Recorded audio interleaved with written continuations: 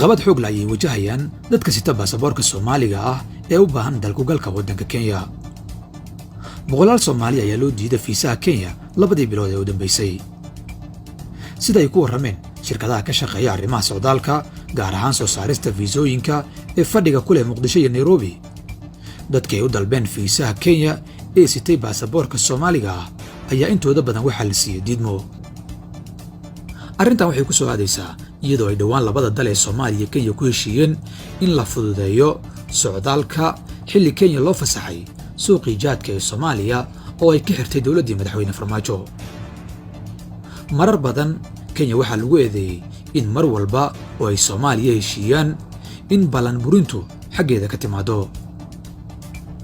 inkastoo ay jiraan tiro aad u yar oo sita baasaboor Soomaali oo jidad dheer kadib helay fiisaha Kenya, haddana dad badan oo arrimo caafimaad iyo socdaallo muhiima damacsanaa ayaa heli waayey dalkugalka Kenya.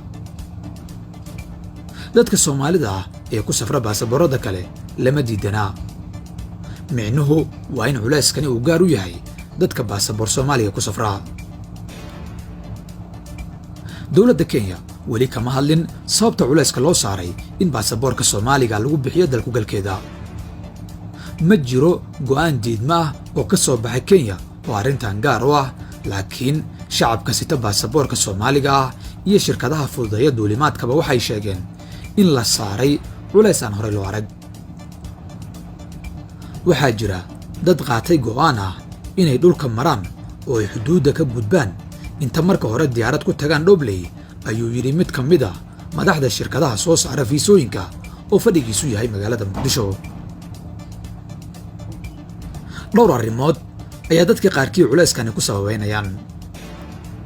mid waa in Soomaaliya uu dagaal ka socdo, Kenyana ay ka baqayso in Al-shabaab firxad ay soo galaan dalkeeda. midda labaadna waa in nidaamka madaxweyne William Ruto uu isbeddel ku wado laanta socdaalka ee Kenya, taasina ay dhashay culeyska. balse dhammaan arrimahaasi kuma filna inay qeexaan culeyska socdaal ee muuqda. dowladda federaalka ee Soomaaliya mas-uuliyad ayaa ka saaran inay hubiso in shacabkeeda loo fududeeyey socdaalka, maadaama iyaduba ay fududayso socdaalka dalkeeda lagu tagaayo. laakiin weli waxba kama dhihin arrintan soo korortay waayihii dambe, lamana sheegin inay xalka ku mashquulsan tahay. socdaalku wuxuu ka mid yahay kanaalada ay lacagaha ka samaysa Kenya. sanadkii 2021 dadka sita baasaboorka Soomaaliga ah ee soo galay Kenya waxaa lagu sheegay 26,000 oo qof, waxayna Soomaaliya kaalinta 8aad ka gashay 10ka dal ee ay ka yimaadeen dadkii ugu badnaa ee Kenya soo galay 2021. labada bulsho ee Soomaaliya iyo Kenya oo cilaaqaad xooggan uu ka dhaxeeyo ayaa socdaalku ahmiyad badan u leeyahay, waxayna isha ku hayaan in xal degdega loo helo culeyska arrinta fiisaha. horey waxaa u jiray guddi laba dhinac ah oo loo xil saaray fududaynta iyo dhaqangelinta heshiiskii labada dowladood, laakiin ilaa hadda guddigaasi kuma guulaysan inuu xal u helo fududaynta socdaalka oo ka mid ahayd waxyaabihii lagu heshiiyey markii ugu dambaysay.